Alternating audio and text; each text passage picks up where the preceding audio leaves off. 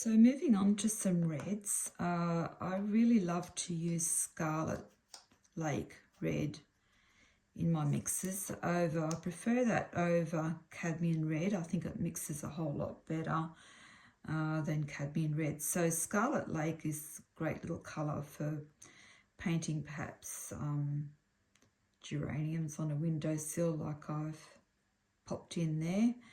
Can use that straight like that, but it's also great for mixing because it is a transparent colour. Any of the transparent colours work really well in mixing. So mixed with some yellow you can get a lovely orange. Working that out, you can see that lovely, could be terracotta rooftops.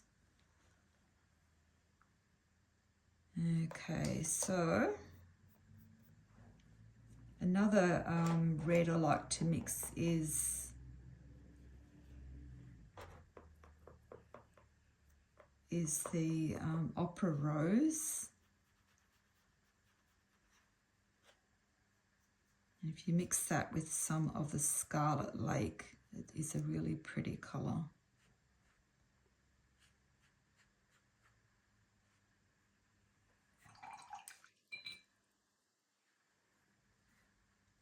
So these mixes are for sketchbooks. They're simple mixes, they're not complex, they're very simple. So Opera Rose mixed with a lemon yellow is a lovely colour as well.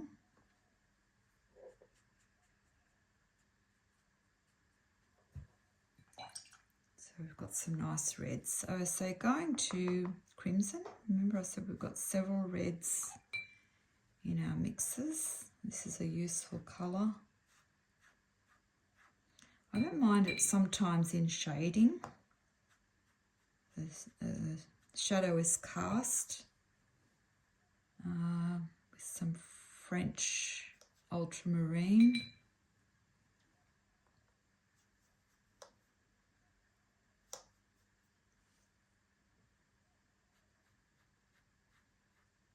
You'll get a nice purple colour.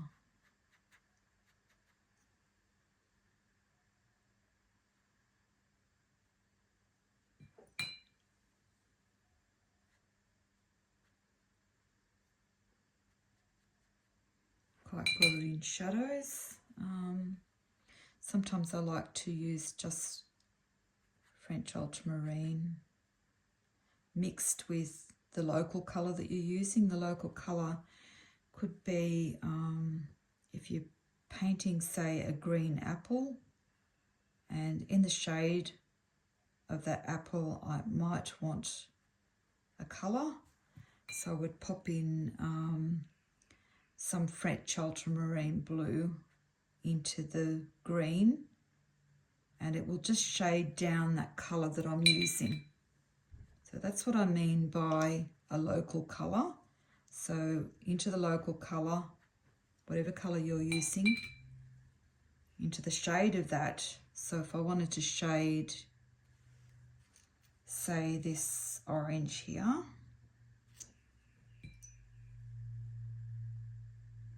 I would get my French ultramarine blue and say shade under that. And you can see how the French ultra takes on the colour.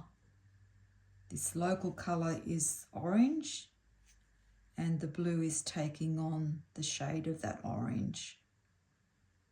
This is in simple terms. That's what I love about sketchbooking. It's simply done.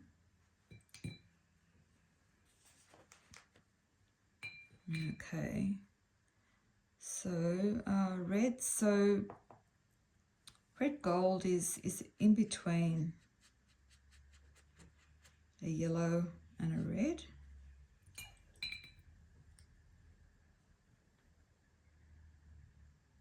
So let's mix, let's mix a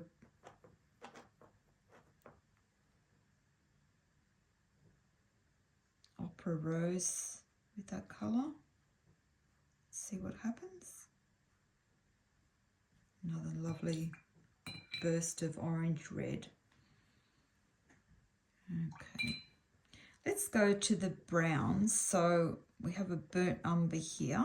Now I use these colours quite a lot, particularly in Europe. So we've got, that's a burnt umber, raw sienna,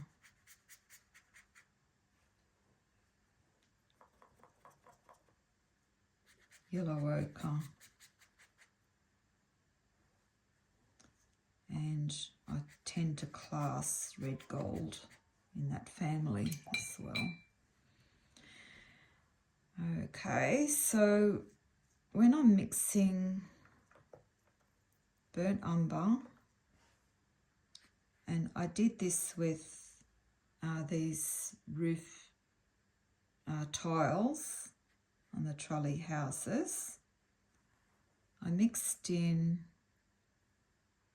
a little bit of French ultramarine blue,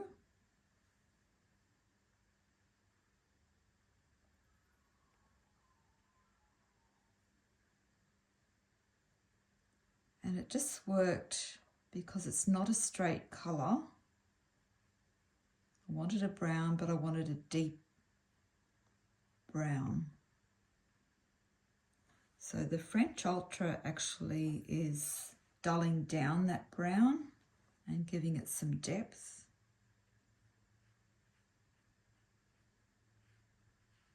You can almost get a charcoal blue black.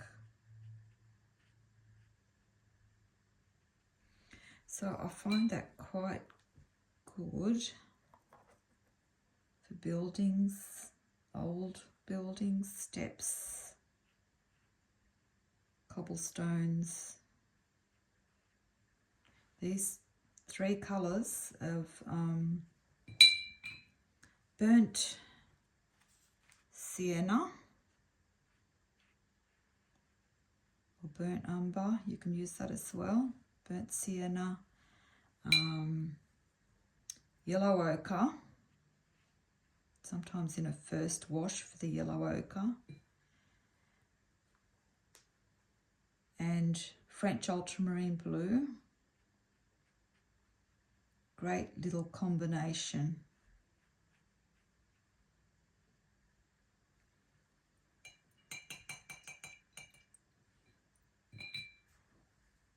So that is basically what I use. I actually love to also use a black that I use is Lunar Black in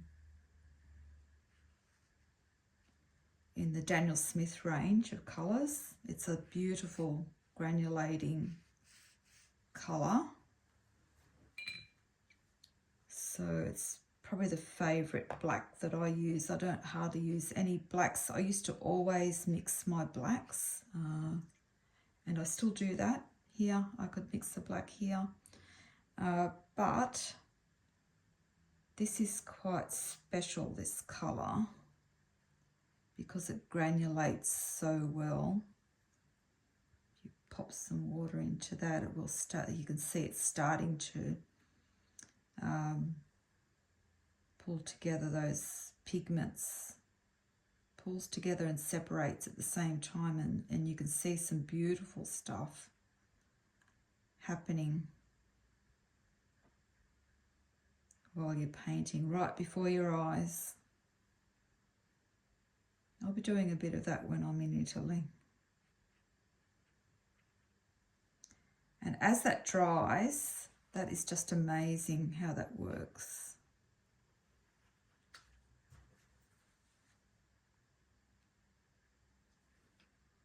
Enjoy.